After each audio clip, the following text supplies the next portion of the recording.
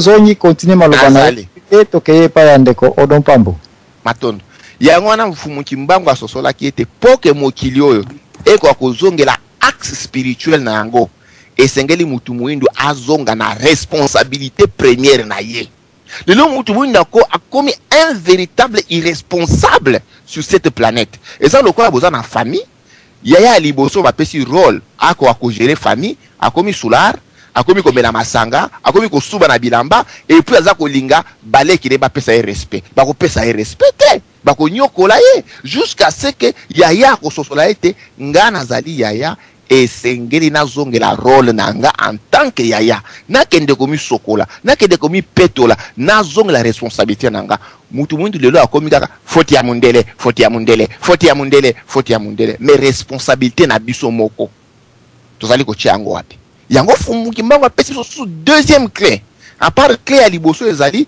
botanga mukanda na po kanga lokuta, c'est-à-dire que vous à la mesure à réfléchir, voici la deuxième clé, vous devez bozonga la kiti ya bokonzi na bino, bozonga ba yaya ya mokili. Mais jusque là, vous allez kota maga lokola baleki, voilà pourquoi on continue à souffrir et surtout vous allez kokebate, on va nous éliminer parce que tout ça comme inutile.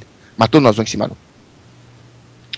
Merci. Place sukelinga na kotombola wana boy na pesa antenne pa ya mbuta Robert Mukoloba na kopesa ka ba mondation mais avant ça la bongo tokena ne pa ndeko Odon Pambo aprende ko Odon Pambo mbuta Robert oko modéré et pinga tana kozoma lobana na ko reprendre un peu place ndeko dompe lobeli awa na appuyer na ko appuyer yo était pourquoi muto mwindo a perdre ba valeur ebele na makamutali incarnation na réincarnation oyo ndeko Odon a pesa maloba.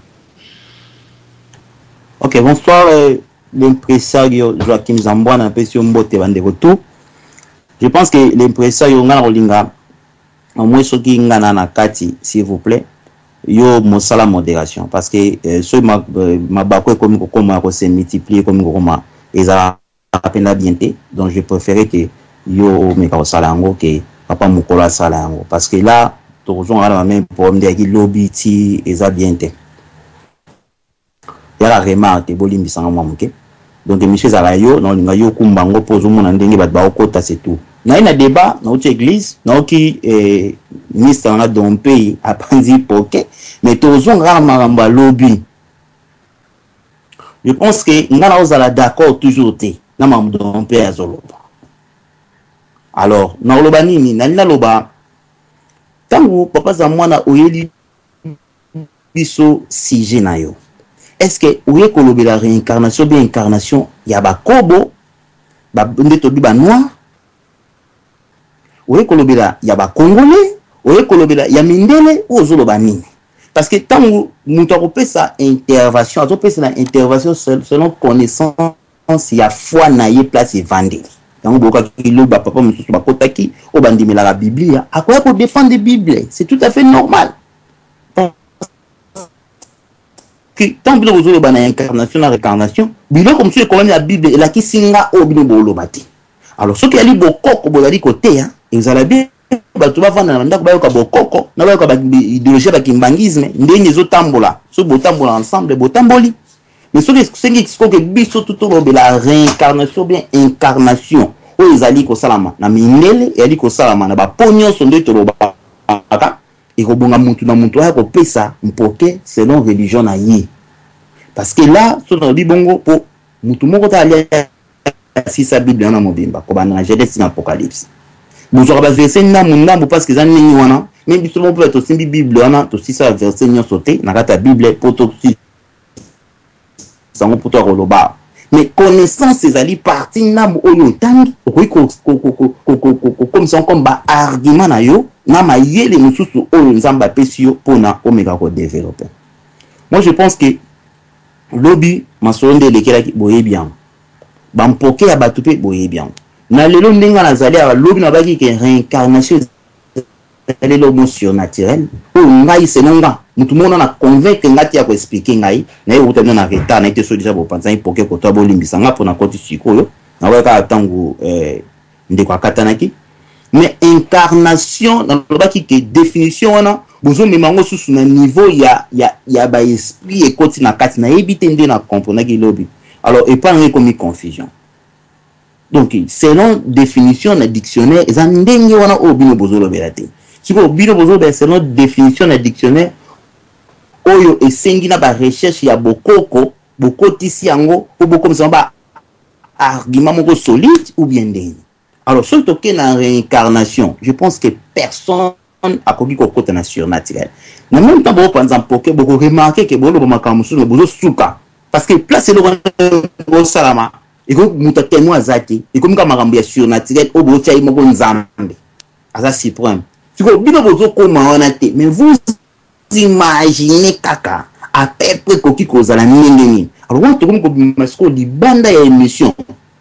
Ou on a kosenga poto zonga na kati ampoke na hérita na ebité papa za mwana yo mto yaki na ba idéologie na wana bien émission na yo selon yo simplifier notre définition il y a réincarnation na incarnation après on reposer question na yo siko ezali clair poto meka ko kende siko yo mais ngana ko zalaka na kata bible ngana bimaka ta bible te parce que na yebi j'ai un problème awa na yebi tantôt papa na ngai enfant noir et enfant de Dieu na yebi foi na été vendeni wapi azana religion ni na yebi te mais papa zambwana yo na yebi déjà que nous avons ta kimbangiste te vous avez une église de réveil tantôt kimbangiste tantôt boye na bo mais olinga mutu moko ya ocha vérité ne ocha vérité ota papa Robert kimbangiste ota dompe mutu bokoko azana religion moko te alors côté na ngai nazali chrétien. Bon, moi, je suis tout ça, tout de Babel.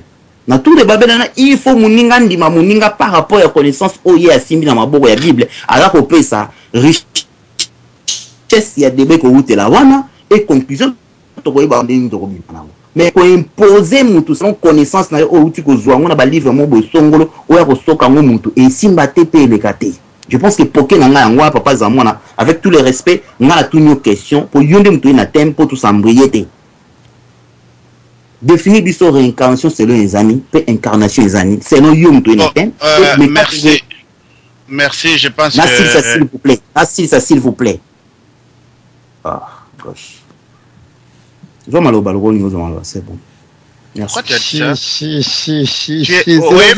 ça? Oui, non, Mbotazamban, excusez-moi.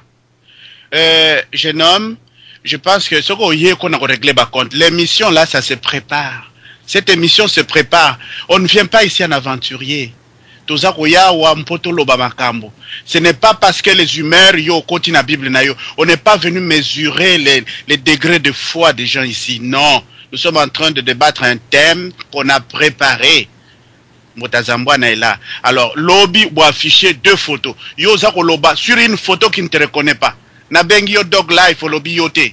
Tu ne peux pas comprendre que au salagi erreur na ba photo na yo et là tu reviens, tu commences à donner la moralité à qui? Non. C'est très bas, continuons, faisons l'émission. Ozana bilo qu'on a eu oye retard télémato le cas déjà ba définition. Nous sommes déjà à un niveau avancé à débat. Alors na niveau à vous le permettez s'il vous plaît motion s'il vous plaît papa mon. Non, il n'y a pas de motion, je ne prends pas l'émotion, je suis désolé, je passe la parole à une autre personne. C'est la deuxième tour là. Il n'y a pas de motion, excusez-moi. Moudandompe, je pense non. On doit avoir du respect. On ne se connaît que par la télévision ou par la radio. Ok? Alors, on ne peut pas aller dans les vies des gens. Je demande toujours voilà. Tu vas m'écouter? Tu vas m'écouter là. C'est un dialogue là. Écoute-moi, s'il te plaît. J'ai la modération. J'ai la modération. Oui, je sais, mais là, il a fait 30 secondes, s'il vous plaît. 30 secondes, s'il vous plaît. Ce que je dois régler ma compte, c'est pas ici. Je sais, mais il y a j'ai le numéro de téléphone affiché. Appelle-moi si tu as des comptes à régler avec moi. Mais pas la radio. La radio, c'est pour... Non, c'est pas tout ça. C'est pas tout ça. Vous comprenez.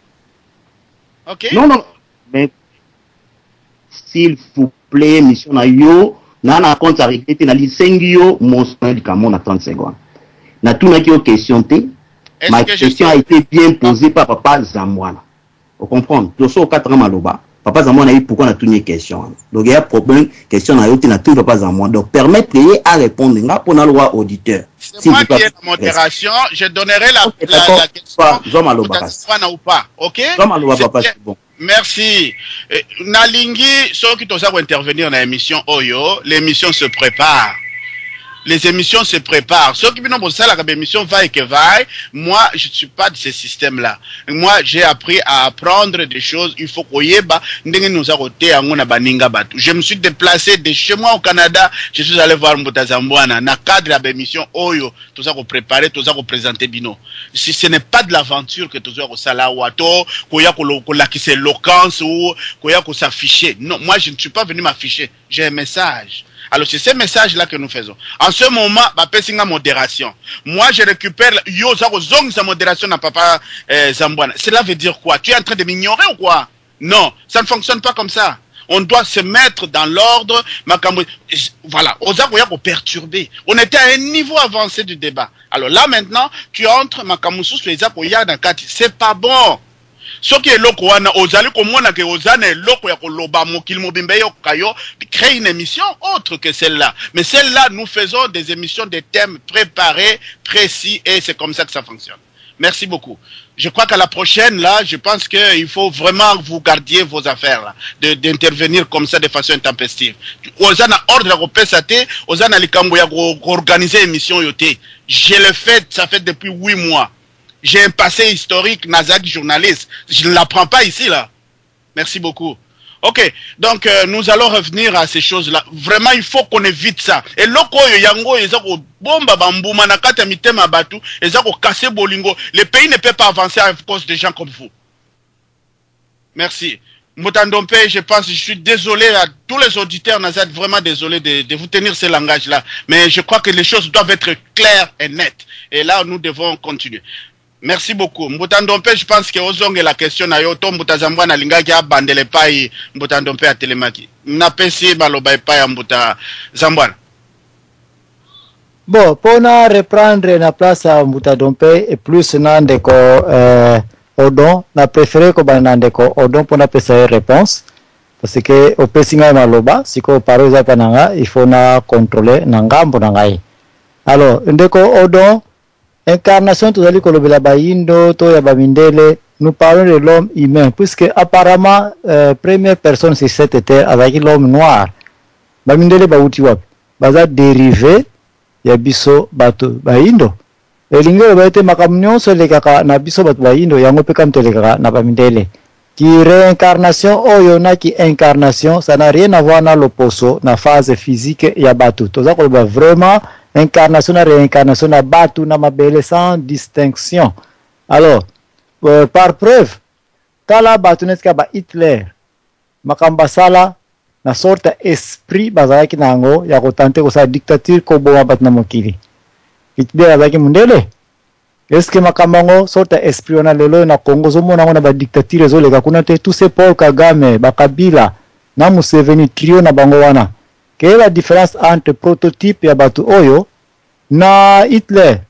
Hitler soka bomaki 1000 batu. Museveni Kagame na Kabila combien de millions de batu na maboko na bango na data leloyo baza ko boma. Baza ko participer. Bazo pesa ba solution machiavélique oyo za ko tangisa makila. C'est pour vous dire que c'est le même esprit. Esprit on eza ko zonga, eza ko zala réincarner na sorte batu oyo eki ko trouver que nzoto oyo eza kitoko pona ko vanda. Biloko msusu oza komona awa ya incarnation na réincarnation eza na rien à voir kaka na batu que les humains ndenge ndeko Odon na que si je très complexe zala calme. Nkolo Yesu yo tanga Bible na tango azali koleka na premier na cimetière wana ba brigand bazalaki wana milimo ezalaki kati na bon incorporé. Ces esprits-là déclaraient déjà que oh Jésus-Christ de Nazareth, notre temps n'est pas encore là, qu'est-ce que vous êtes venu faire? Alors bwaka biso katoki na kota na bangulu wana emilimo yango elongwaki na banzota bato ekei kokoma incorporé incarné na bakoshon na bakendaki tina mai chubu elingo bate bakoshon baza bamindele bakoshon baza bato baindo. Ici on parle de l'esprit qui doit être incorporé dans un corps humain et awa toza un peu ko filtrer biloko yo poto lobela kaka des humains na cadre ya ba oyo baza bikela muna lolenge ya représentation ya Nzambe. Mais les bêtes sont aussi des humains. Très bien. Qui est place dans lobby na zongeli seconde ko dompe pour vous dire que banyama toza pina kokosa wana kati awate. Mais moi j'ai appris ma leçon que banyama oyo baservaka batu net par exemple bambua, vous ne pouvez pas le tuer parce que azaja na ndako na yo, azaja pare ya famille na yo. Mais mbua soka aza na zamba, batu bakoyi kosala chasse, babomaki ye chimbulumbulu, baye badame ye, ngombe, ngulu, tout ce qui est bête, ane na yo, et ça la kompunda, et kumba koyi quelque part comme voiture na yo. Je doute que okwa kozwa pena mbeli obomiye pour comme c'est viande na olia ejourana. Donc biloko nyonso komaka pembeni ya ba domestique, pembeni ya kozala na valeur na usage ya biso bantu na mokili. Tozaka na respect na yango very close, très pembeni na existence na biso. Yozala ngulu, so ngulu ngo zaka na ndako, nga sina mona na pota bato babokola ba ngulu netika mbwa bazali. Ngulu ndeko na je ne crois pas que oboma on a jour la fête pour dameye. Parce que comme ja part ya société na yo, part ya libumu na yo, part ya famille na yo. Donc babiloka boye naza un peu koya nango et koyi koza par exemple moko très terre à terre, mais tozo kita un peu na niveau ya C poto meka un peu kolobela babiloko ya incarnation na réincarnation. Donc dompe challenge ngana yo na banza et comique aussi là na bakambo ebele un peu, c'est la peut-être la toute première fois ngana toza vraiment koyoka na bakamotali babiloko ba esprit oyo parce que tozo tenter pe kotindika pe religion na musika. Donc deko odon religion kimbangise catholique babinzambi babokoko na makamotali incarnation na réincarnation depuis lobi toza ko insister que poto comprendre biloko incarnation na réincarnation toza objet to tindika un peu ba religion na biso musika okomona ete eza phénomène moko franchement naturel ya koma milimo ya kokota na banzoto ya batu po nzoto na ezwa nguya ezwa wisa eza soki esprit eza na kata nzoto mutu te eza na pouvoir te, mais soki esprit koti na kata nzoto mutu ezui pouvoir, et pouvoir yango ekoza déterminer sur base ya valeur oyo ya molimo nini esincarne. Pour la réincarnation encore une fois odon oyo eza deuxième retour ya eloko moko ya esprit oyo ezalaka ja incorporé na corps moko boye, mais ezongi lisusu na deuxième corps, troisième corps, to quatrième corps, ça dépend nombre de corps. Ndenga ba Jésus-Christ bengana ki milimo bena batu bazaki ezaki ba esprit ezaki incorporé na bakora batu elongo de kora batu ekei ko vana bangulu ekoyepe ko longa na bangulu wana ekeli susu ailleurs. Oh, nous sommes une légion, toza ebele Bible lobi ndako wana soki ezali vide tokoya tukokota non tokoya komona ngo tokesu ko signali ba master ba esprit mususu ke na moni ndako moko ezali vide tokende kokota kuna. C'est ça l'incarnation. Incarnation eza ko exister na vie na biso régulièrement 24 heures sur 24. Réincarnation pe na tanzo ko botaka eza ko zongaka. Mais mama elle comme tout tenter ko loba lelo yo.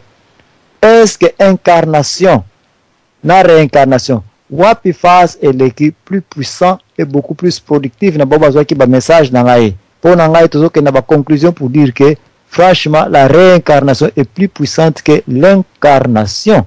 Réaction à incarnation est unique, mais réincarnation peut être double, triple. Donc mbuta mukolo na zongi soma loba na ebite soki ndeko odon azui réponse na yom tokoyeba okopasola mpoke na ngambo nini. Si je est très complexe mutayibi on très bien azate ndeko odon, ça je l'avoue. Ya solo, merci Papa Zambwana to kokenda ndenge to kendaki mbuta ndompe na banzi na ebite soki bon ezali na ba réaction nyonso mbuta Zambwana uti koloba, sinon tozali ko continuer et pas ingana mbuta ndompe ipe to telemi ne sika moko ezali mwindu luka et pas nini outi ozali la première créature nzambe asalaki yo à son image. Mais question moko nga naza kotuna mbuta ndompe ye azali mtu na bokoko, à quel moment mutu mwindu a perdre et droit de naissance na ye devant toutes les races ndenge elobio to komi kulutu oyo ameli masanga zoba aza kuluka ba respecter aza kolinga baleki ba respecter ba ko respecter. À quel moment mutu mwindo aperdaki bonsomi to bokulutu na ye mbuta ndompe maloba mboka matondo na kanisi motuno tuni za motuno moko munene et quand tu causes une réponse en une phrase parce que c'est tokota na véritable histoire ya mabele oyo histoire wana loba makat mingi te o histoire na biso bayindu toyebi yango te, o histoire tozali déprivé na yango. Donc peut-être ce qu'on continue le sujet à émission. Alors là peut-être tokozwa tango pendant 2 heures, 3 heures, 4 heures pour expliquer. Et vous allez malamu mingi. En tout cas, ndé et on va répondre pour la question. Mais pour ndeko zabwana. Nakanisi ndeko zabwana, c'est ça la différence entre penser à beaucoup na pense ya bokoko ya bayindu na penser à bokoko to benga bapaya. Pour na penser à bokoko ya bapaya, bazali koloba ete bato bakeseni na niveau ya nature. Endi koloba nature ya moto ezali likolo ya nature ya nyama, ezali likolo ya nature ya nini ya insecte. Ya ngona mutu en tant que supérieur akoti ko se permettre de n'importe quoi. Akoti ko kede na ye abomi ba fourmi, il est supérieur. Mais na bokoko batangi te balobi to kese na niveau ya activité ya fonction. Tozali biso nyonso emonisani ya tata nzambi. Tozali nzambi na ngai na lipungu na muselekete. Droit oyo nga naza na yango pona ko respecter incarnation nenga na ekolanda na mokili oyo pona yekola yango le même droit lipungu aza na yango pepo aya kolanda ko sosola monene ya tata nzambe na kilipungu na ye. Yango le même droit moustique pe aza na yango mpona koluya ko sosola monene ya tata nzambe na ndenga ki moustique na ye. Donc mutu moko akoti ko se prévoir être au-dessus ya mutu mususu te du point de vue ya nature. Obisonyos tobimi na tata nzambi. Biso yo tozali manifestation ya tata nzambi. Po boko kozali kondima teke tata nzambi akendaki na laboratoire moko akomi ko fabriquer biloko moko boye et biloko bandi ko botama. Wana nakanisi même de komokola lobaki yango même yo moko ba quelque part. Tokomona que même na science baye ko découvrir yango que c'est une impossibilité parce que la lobby dans une réaction chimique rien n'est secret, rien ne se gagne. Rien ne se crée, rien ne se perd. Tout se transforme. C'est-à-dire tout est déjà là. Le tout est en train de changer de forme. Talesika, bokoko bakoko soit tangisaki. Na bokoko bapaya batangisi biso ekeseni talesika ozali koba bokoko na biso etangisaki so bokulutu. Po soki mutu akomi na bososo ndenge wana akomi na botosi ya mokili. Pona eloko nso ya mokili azali komona tata nzambe. E yangona bakoko na biso na nyoso bandaki kosala babandaki kosenga okoki kokende kozwa eloko na kanaite na loma te. Oke na zamba kaka omoni mbisa nzoko za koleka ale yona okamati obeti obomiye. Na boko zaki ndenge wana te. Oke na mai kaka boye ale okamati bambisi na kanai obandi ko bomango. Bakoko bandaki kosenga. Esengelo kota na molimu na nzoko. O expliquer ye pasi da yo. Ou expliquer avantage nini soki ya pesi ye nzoto na yo oko continue ko bika ya kokoma kulutu na yo mpo ya bikisi yo ya asali o balobaka il n'y a pas de plus grand amour que de donner sa vie pour ses amis. Bakoko ba bazaki na pona ko boma eloko cérémonie ezalaka mais cérémonie ezalaka nini il faut ko kota na bolingo na eloko wana ko senga ye bolimbisi. Na tala film documentaire moko se pesaka mingi ya bandeko na biso ba koisan. Mais ba koisan baza wapi? Baza na désert ya Kalari o bengaka ba bushman. Mundela bengi wango bushman ndiko ba mutu ya zamba.